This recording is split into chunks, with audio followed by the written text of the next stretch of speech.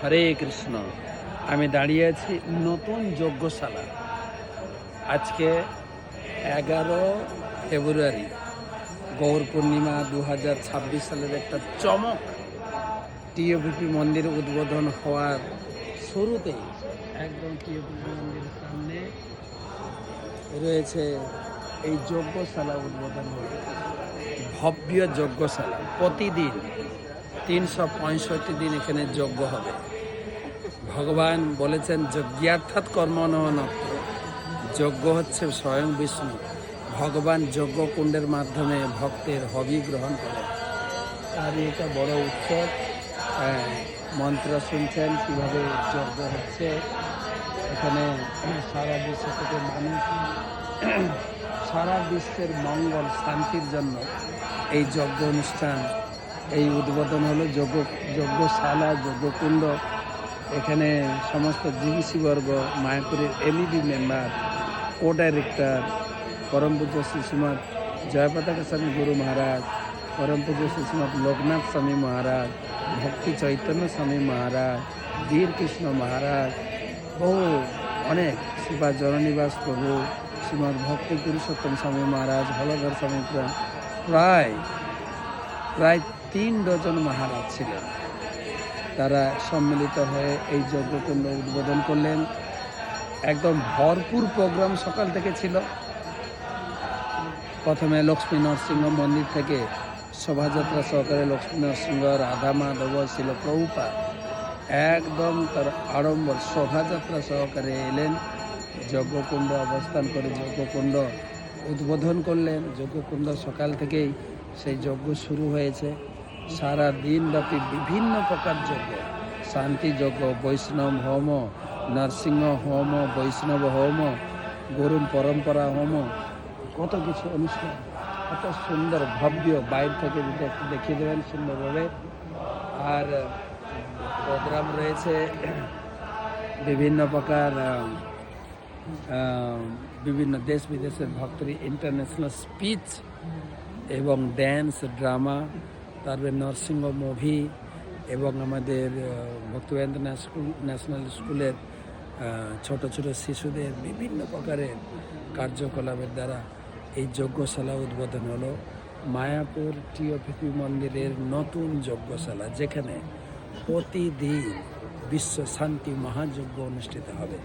সেই ভব্য যজ্ঞশালা আপনারা দেখতে পাচ্ছেন, যেখানে গর্ভমন্দিরে যজ্ঞের আগুন দাউ দাউ করে জ্বলছে। 365 দিন যজ্ঞ হবে। এখন থেকে আপনারা আসবেন, দর্শন করতে পারবেন। অপূর্ব দৃশ্য। এইখান থেকে টিওপিপি দেখে দেয় উপর থেকে।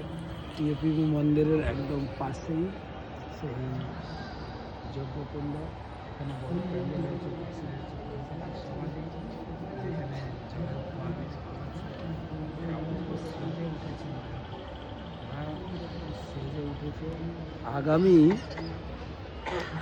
আগামী 2027 ফেব্রুয়ারিতে এই টিওপিপি মন্দির সবার জন্য খুলে দেওয়া হবে। দীর্ঘ প্রতীক্ষা, যেটা 2010 সালে কার্য শুরু হয়েছে। বিভিন্ন ঘাত প্রতিঘাতের মধ্যে দিয়ে টেম্পল গড়ে উঠছে।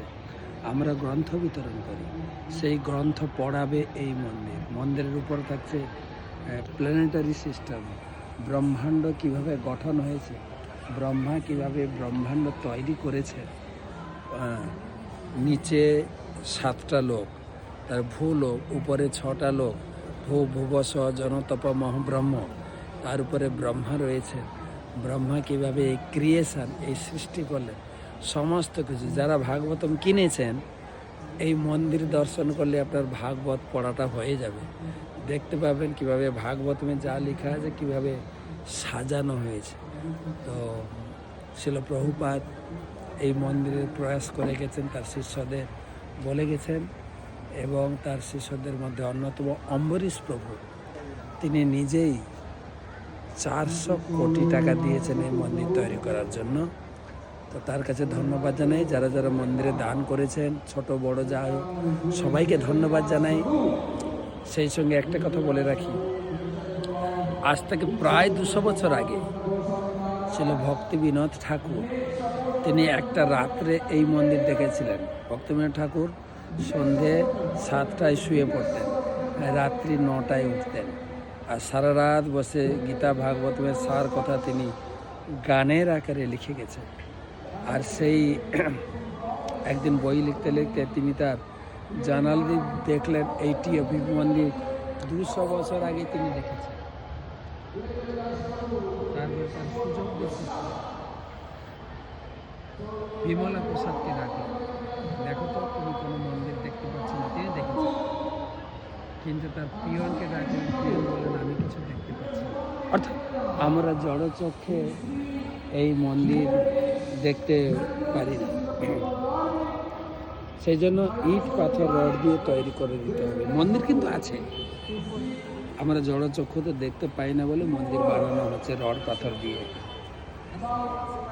সেই জন্য ভক্তিবিনোদ ঠাকুর তিনি ছিল প্রভুপাদ, তিনি বলেছেন এইটি অভিভূ মন্দির কেউ যদি রড সিমেন্ট ইট দিয়ে তৈরি করে প্রকাশ করে দিতে পারে, ছিল ভক্তিবিনোদ ঠাকুর, ছিল প্রভুপাদ বলেছেন কেউ যদি এইটি অভিভূ মন্দিরে কেউ একটু সাহায্য করে, একটা ইট 1 লক্ষ টাকা, 10,000 টাকা, 5,000 টাকা, 1 টাকা, ভক্তিবিনোদ ঠাকুর পার্সোনালি ভগবত ধাম থেকে আসবেন, সেই দাতার হাত ধরে ভগবত ধামে নিয়ে যাবেন। প্রত্যেকে চেষ্টা করুন কিছু না কিছু আপনাদের সামর্থ্য মতো এই মন্দিরে সাহায্য করুন। আগামী 2027 ফেব্রুয়ারি মাসে এই মন্দির খুলে দেওয়া হবে। পরিকল্পনা এরকম থাকছে,